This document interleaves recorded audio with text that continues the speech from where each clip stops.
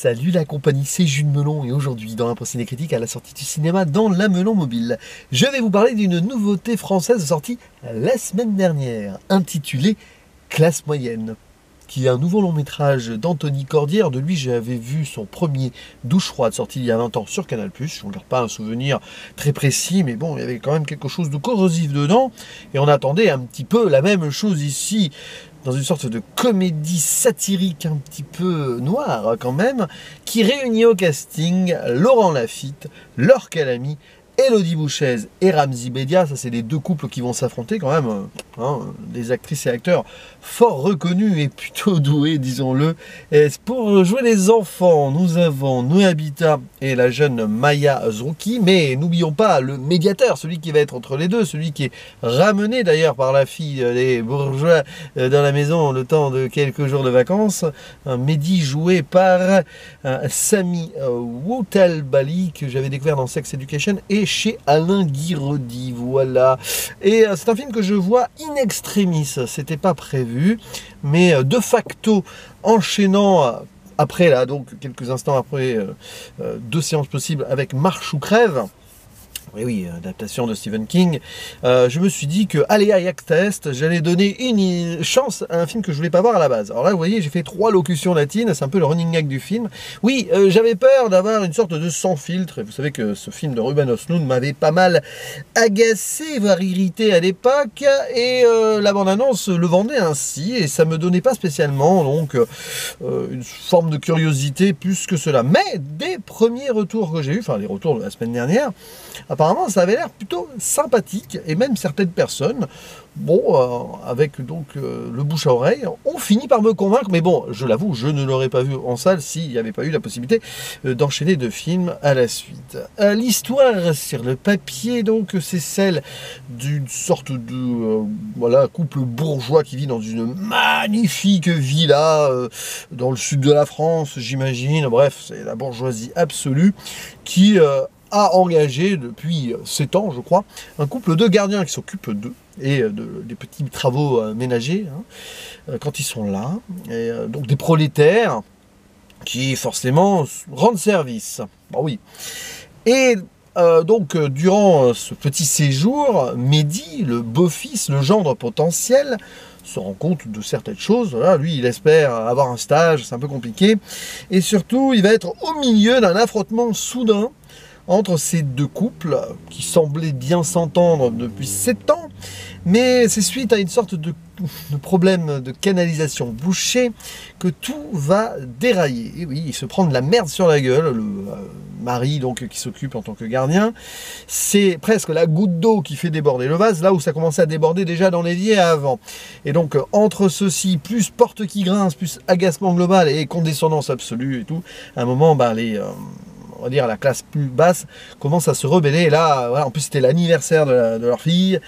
Il y a une histoire d'iPhone aussi. Alors voilà, un moment, ça ne va plus, ça part en rire. Petit coup dans le nez pour le personnage de Ramzy Bedia.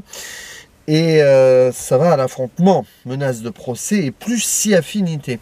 Au milieu, donc, Mehdi, le gendre parfait sur le papier qui veut devenir avocat, va tenter la médiation impossible entre deux classes sociales parfaitement irréconciliables. Nous y voyons ici une allégorie peut-être de ce qui se passe, peut-être en France, mais aussi dans le monde, entre les riches d'un côté et les pauvres, dans ce système capitaliste absolu qui ne peuvent pas s'entendre forcément pour plein de raisons. Et que faire quand on est au milieu, c'est-à-dire quand on tente d'être un transfuge de classe, comme les Mehdi, qui visiblement a grandi, on va dire, oui, bon, avec des parents qui n'avaient pas beaucoup d'argent, et qui là, à l'occasion, en son faisant tout seul, avec ses études, il a réussi, il est sorti majeur de sa promo, a peut-être la possibilité aussi de rentrer dans le grand monde. En fait, c'est pas vraiment ce qu'il cherche au début. Il était parti pour prendre un stage chez un autre voilà, groupuscule d'avocats, pas celui du père, mais il s'est fait larguer par celui-ci, par du coup le groupe où il devait faire son stage, car ceux-ci lui ont préféré la fille d'un client très fidèle. Donc il est victime indirectement aussi du népotisme global qui entoure le monde né riche. C'est un film aussi qui parle de ça, hein, le népo-capitalisme, on peut dire, à travers la fille là, du couple riche, puisque c'est la fille d'une artiste, une actrice, et qui veut devenir actrice elle-même, mais attention, elle veut pas trop prendre le nom de sa mère, parce qu'elle a aucun talent, on le sent, hein, enfin, potentiellement c'est une arriviste aussi, etc. etc. Donc évidemment, le film joue là-dessus, avec des interprétations très incisives, et là, oui, on peut le dire, le film est porté par, non pas son quatuor, je dirais même pas son sextet, mais son septet d'actrices-acteurs, parce que même si on les voit moins, enfin surtout la fille du couple Azizi, donc Ramzy Bedia, Laure Calamy, les prolétaires, on va les appeler comme ça, chacun tire sa partition et arrive au bon moment à tirer l'épingle de son jeu. Je suis très heureux de revoir Laure Calamy au top niveau, qui a eu quelques choix de carrière ces derniers temps, qui m'ont laissé un peu pantois, avec des films moins réussis, moins marquants. Bon, d'accord. Là, il y a des scènes, notamment celle dans Jacuzzi, où c'est assez remarquable. Et c'est vrai que je ne l'avais plus vu aussi bien, on va dire, depuis le dernier, enfin, oui, le dernier à date, en plus, hein, au cinéma en tout cas, Sébastien Marnier, L'origine du mal, qui avait déjà cette tension-là, qui était déjà très chabrolien. Parce que oui, ce classe moyenne, même s'il doit un peu être le parasite à la française, il a été vendu ainsi, même s'il y a le côté incisif, un peu anti-bourgeois, mais avec le questionnement derrière, est-ce que c'est sincère, que Robin Osloon a, mais je trouve quand même que c'est beaucoup plus, il y a quelque chose un peu plus d'intéressant, même s'il y a, pour moi, je ferai une zone spoiler, pourquoi, il y a un petit truc qui peut me chiffonner. Oui, on est plus proche au final. Alors, Parasite, Bong Joon-ho a été déjà influencé par exemple par La Cérémonie, dont j'ai parlé il y a quelques semaines sur la chaîne. Bah oui, là on a une sorte de chabrol année 2025 où c'est encore plus, j'ai envie de dire, frontal. C'est moins subtil, bien sûr, que ce soit dans l'écriture en tant que telle et dans la mise en scène, parce que finalement la mise en scène, c'est un peu, c'est pas que le film pêche là-dessus. Mais bon, à part des jeux intérieurs, ou des deux intérieurs, oui, des piscines jacuzzi, bon. On voit d'ailleurs que le couple de gardiens prolétaires se rêve d'être capitalistes, ils essayent de recopier des trucs, mais l'argent aussi étant l'intérêt. C'est pas sur, on va dire, la mise en forme particulière que le film excelle. C'est pas dramatique parce que finalement l'écriture se tient, la performance des actrices et des acteurs qui en soi sont une forme aussi hein, de cinéma, enfin, il y a le travail derrière qu'on peut saluer de la part du réalisateur, ça fonctionne, voilà, c'est ça le principal. D'ailleurs, des petits jeux de dialogue comme ça, des non-dits, des petites choses, alors les locutions latines ça va 5 minutes, hein, on n'est pas dans Camelot, et Aléa et Actes, et aussi dans Astérix, Mélodie, mais on voit aussi une certaine maîtrise de la part d'un monsieur qui a aussi chapeauté, alors je sais pas s'il a écrit, mais je crois qu'il a réalisé des épisodes, la fameuse série OVNI sur Canal+, que j'aimais beaucoup, et qui aurait dû au moins avoir une 3e saison, voilà, mais non. Donc c'est triste, mais oui, OVNI, voilà, vous pouvez les rattraper, parce que finalement les 2 premières saisons, même s'il y a des liens, sont assez indépendantes. Et donc c'est très bien, on garde l'attention, on rigole, on rit jaune surtout, et puis le crescendo va. Voilà, tout ce qui peut se passer. Et quand le pognon rentre en jeu, dans des arrangements, on se rend compte que finalement, même le prolétariat peut être contaminé quand il est dans le domaine du capitalisme. Parce que c'est cette idée, ces prolétaires-là, ils vivent sous le joug donc, du capitalisme, oui, mais ils bénéficient aussi des fruits de cela en étant, tout autant en étant à leur service. Et le verre est dans le fruit. C'est-à-dire que tu sens très bien qu'il n'y a pas vraiment de sincérité, il n'y a pas vraiment de classe ouvrière pure et dure derrière.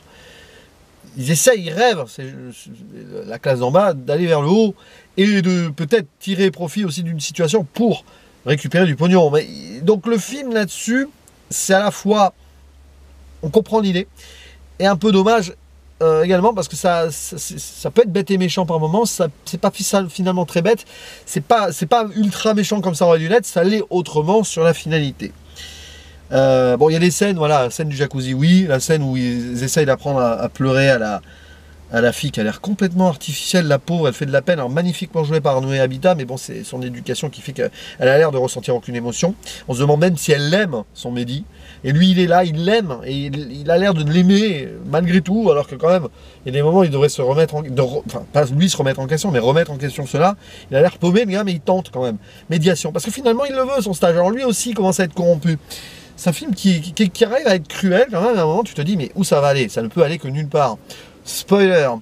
Alors, le choix final est brutalement dur. Je me demande pourquoi. Alors il y a du nihilisme derrière et surtout l'idée que c'est complètement irréconciliable. Ça c'est le message clair et final.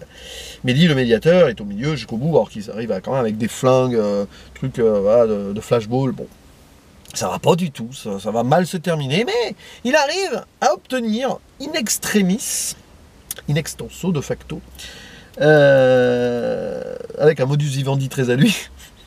Je m'amuse tout seul avec l'élocution latine ici. Il arrive à obtenir visiblement une médiation. C'est un peu même simulacre, ils auraient pu faire ça avant, autour d'une table, ça aurait marché. Hein. Et il se prend une flashball dans la bouche, Mehdi, et il crève. Là. Il crève, étouffé, voilà, il crève, hein. Il le laisse là d'ailleurs. Et derrière, ils vont se faire un arrangement. C'est-à-dire qu'ils vont réussir à l'arrangement final, alors un arrangement qui va être évidemment 10 fois plus intéressant que financièrement, finalement pour les Azizi, donc les prolétaires. Bon. Ils arrivent à l'arrangement final autour de la mort de Mehdi pour maquiller la mort de Mehdi en accident et pour que personne n'aille en prison. Et ils vont continuer à travailler ensemble avec en plus le pognon pour les plus pauvres et puis finalement les plus riches en auront toujours du pognon. Alors ceci est scellé par une sorte, ça m'a un petit peu dérangé, par une sorte, c'est sorti du chapeau mais je l'ai senti venir un peu au début du film, je me suis posé la question. Okay. Ça parle de l'attitude un peu tendue de la fille des Azizi. Donc c'est scellé un petit peu par un baiser entre les deux filles, qui sont ensemble, en cachette depuis peut-être longtemps. Donc, qui prouverait d'ailleurs que Garance, donc la fille des bourgeois, les trousses là, n'aimait pas vraiment Mehdi. On ne sait pas. Enfin, bon, où est même dans cet amour-là entre les deux filles, est-ce que vraiment elle y croit, elle? Il n'y a pas de manipulation dans la manipulation. Donc c'est scellé par ça. J'étais là en mode, ouais, bon, de toute façon, on est dans le malsain cruel. Et limite, ils boivent du whisky en fêtant cela, à l'arrangement, alors que Mehdi a encore son corps qui est chaud. Hein. Et alors, par contre, la dernière scène, elle est terrible. Bon, évidemment, tu vois tout venir. Elle va aux gendarmes, c'est la fille, donc c'est l'actrice, la fille de l'actrice, celle qui va devenir peut-être, comme sa mère, une grande star ou pas, parce que la mère est sur le déclin, mais bon, qui va aux gendarmes et raconter le mensonge en pleurant. Elle arrive, enfin, pour la première fois, à pleurer sur commande en faisant une actrice. L'actrice, donc. Elle pleure pour ce mensonge horrible. Et là, à un moment, voilà, elle continue à pleurer, le gendarme est hors champ, voilà, la caméra tourne un peu vers elle. C'est le moment de cinéma le plus soigné du film en termes de réalisation pure. Hein. Et d'ailleurs, très bien, au moins, il finit là-dessus. Et on se dit, ah, elle pleure encore. Peut-être que finalement, là, son traumatrice, elle l'a enfin ressenti, elle l'aimait vraiment, Mehdi. Mais non, après, on la voit pleurer face caméra et elle lâche le dernier. Ah, ça s'arrête là-dessus. C'est d'une violence. Voilà, en gros, les bourgeois, de toute façon, n'ont rien. Ils n'ont pas de cœur. Mais finalement, les Azizi à côté, en acceptant ces 400 000 euros, vont devenir des bourgeois aussi. Les transfuges, qui ont de facto, décidément, là, j'ai pas fait exprès celui-là, aussi plus de cœur en acceptant ce deal et en couvrant la mort, certes accidentelle sur le papier, quand même, mais quand même, de Mehdi, en ne disant pas la vérité, quoi. Mon Dieu, où est le message, là? Bah, le message, c'est que de toute façon, hein, autant faire une comédie noire, lol, un petit peu corrosive, parce que rien ne pourra, de toute façon, les réconcilier. Oh, Chabrol aurait totalement adoubé cela. Peut-être encore plus s'il était parmi nous et qui faisait encore du cinéma de nos jours. Je ferme ma zone spoiler, donc classe moyenne. J'allais dire c'est un film moyen plus, non c'est un bon film en vrai. J'ai pas envie d'essayer de mettre une note pour l'instant parce que j'ai des bémols sur le message final global, sur peut-être certaines facilités, pas dans l'intrigue mais dans voilà, mise en forme des choses. Alors oui c'est super bien joué et c'est très bien, ça aurait pu être écrit de façon plus intéressante par moment aussi même si les dialogues sont très bons, il y a des moments bon ça flotte, c'est un peu où il y a des scènes un petit peu inutiles quand même, bon, on est là pour la gloriole, il y a des trucs qui sont rajoutés qui sont des points forts du film notamment dans le jacuzzi qui sont gratuits, mais ça permet justement de développer aussi le côté machiavélique et le jeu d'acteur extraordinaire quand même, Laure Calamy quand elle est dedans à fond dans un truc comme ça, remarquable. Même Laurent Lafitte là, il en fait pas trop et c'est posé comme il faut, ça lui va parfaitement ce rôle de bourgeois comme ça. Mais ouais, Sami Outabali, bon acteur aussi qu'il faudra suivre plus tard. Nos Habitat, c'est pas une surprise, c'est pas une découverte. Elodie Bouchez, elle a un rôle quasi équivalent dans un film que Enzo, sorti plus tôt cette année, mais bon, pas dans le même contexte et dans les mêmes thématiques quand même. Hein. Elle a le même rôle, grosso modo, c'est terrible. Sauf qu'elle n'était pas actrice, je crois, dans Enzo, enfin son personnage, je crois pas. Bref, ouais, et puis Maya Zrouki aussi, elle envoie du bois. Quand il faut. Quand il faut. même si on aurait aimé avoir plus, c'est normal qu'elle apparaisse plus vers la fin par rapport à ce qui se passe. Donc classe moyenne, ouais, je regrette pas de l'avoir vu, bah, d'autant plus que finalement, là j'y suis allé pour 2 séances. Hein. Donc au pire, je suis content. Voilà, maintenant il ne reste plus que voir The Long Walk, Marche ou crève, de Francis Lawrence, je crois, ouais, adaptation de Stephen King, mais ça, ce sera à l'occasion d'une autre vidéo, hein, bien sûr, ces prochains jours, ou demain, je ne sais pas, on verra. À vous la parole sur ce classe moyenne que vous avez peut-être vu il y a une semaine, ou rattrapé comme moi avec un peu plus de retard, et dites-moi ce que vous en avez pensé dans tout ce que j'ai pu évoquer, ou ce que j'ai oublié aussi, bien sûr. Je vous dis à la prochaine, ciao.